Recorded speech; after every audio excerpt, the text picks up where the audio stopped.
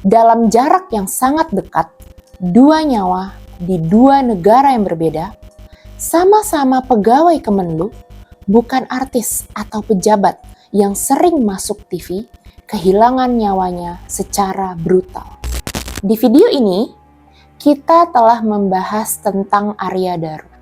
Almarhum Arya Daru dulunya sering menangani kasus perdagangan orang dan pernah menjadi saksi dalam kasus TPPO besar. Kali ini kita akan membahas tentang Zetro Leonardo Putra. Kalau dipikir secara kritis, siapa sebenarnya yang paling diuntungkan dari kematian Zetro? Atau sebelumnya Arya? Mafia kah? Atau pejabat yang korupsi?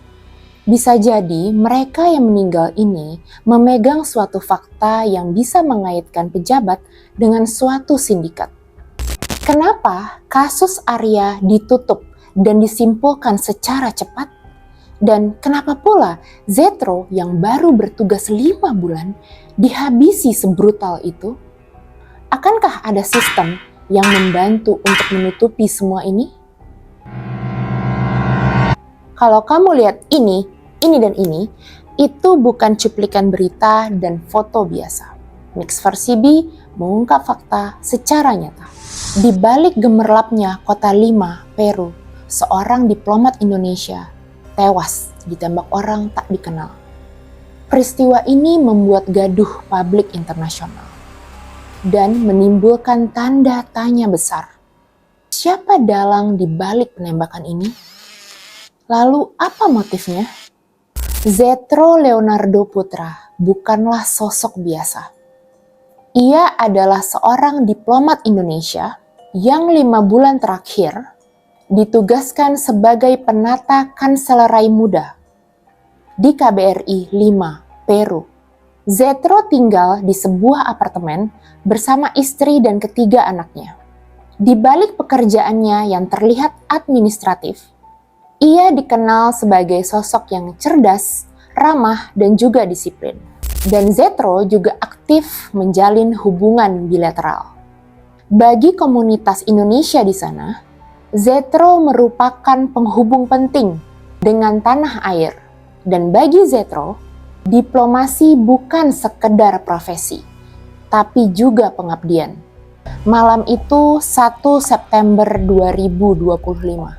Zetro tengah mengendarai sepeda dari kantor KBRI di San Isidro menuju apartemennya di Jalan Cesar Vallejo, Distrik Linci, Kota Lima, Peru. Dan ketika mendekati gedung apartemennya, tiba-tiba seseorang mencegatnya dan seseorang menembaknya dari jarak yang dekat. Tidak 1, 2, tapi 3 tembakan dilepaskan begitu saja. Dan salah satu tembakannya tepat mengenai kepala korban. Setelah melakukan aksinya, pelaku langsung pergi dengan seorang kawannya yang mengendarai sepeda motor. Sang istri yang berada di sekitar gedung tersebut menyaksikan bagaimana suaminya dibunuh secara brutal. Padahal tempat kejadian perkara diketahui merupakan kawasan yang ramai orang. Zetro kemudian dibawa ke klinik Javier Prado, namun sayang nyawanya tidak tertolong.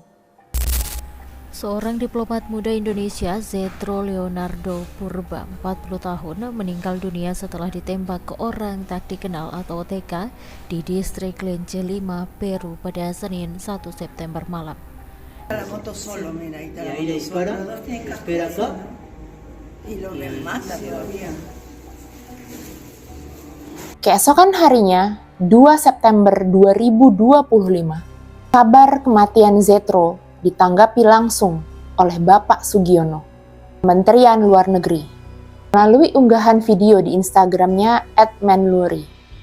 Ia mengucapkan bela sungkawa atas kematian Zetro.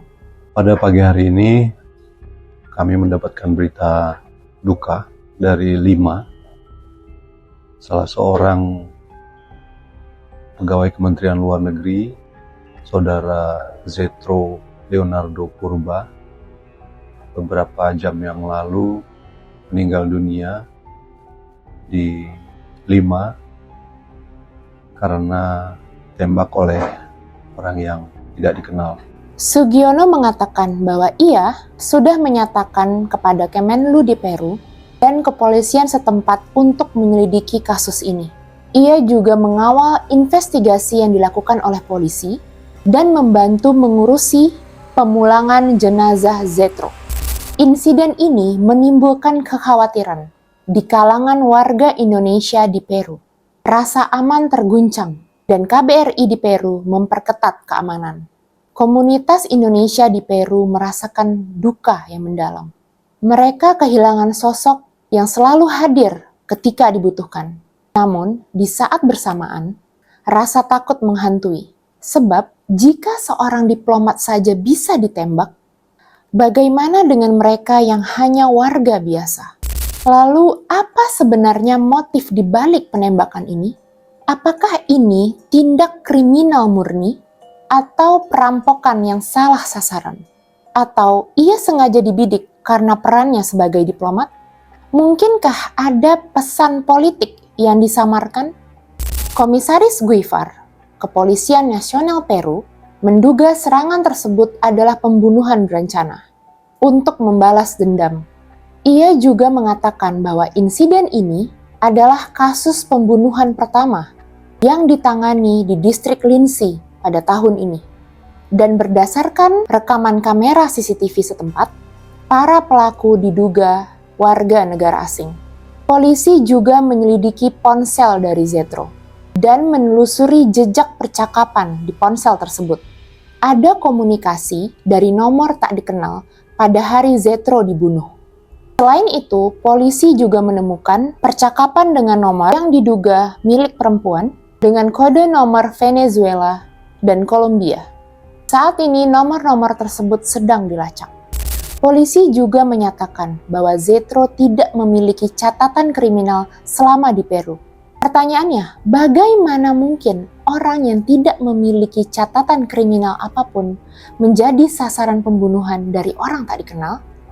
Penyelidikan awal dilakukan, mengaitkan pada jaringan kriminal setempat.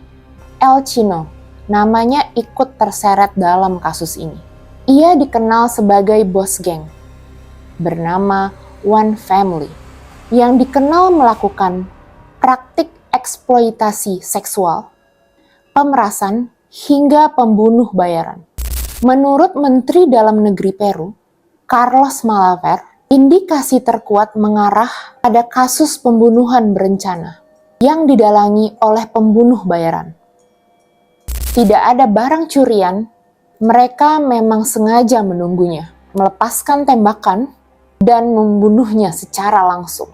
Namun, apakah benar kematian Zetro ada hubungannya dengan El Chino? Zetro Leonardo Putra gugur saat mengemban tugas negara. Hingga kini, kasusnya masih diselidiki. Dunia menunggu, apakah pelakunya akan segera terungkap? Atau misteri ini malah akan terkubur dalam gelapnya rahasia? Citra dari Mix Versi B pamit undur diri.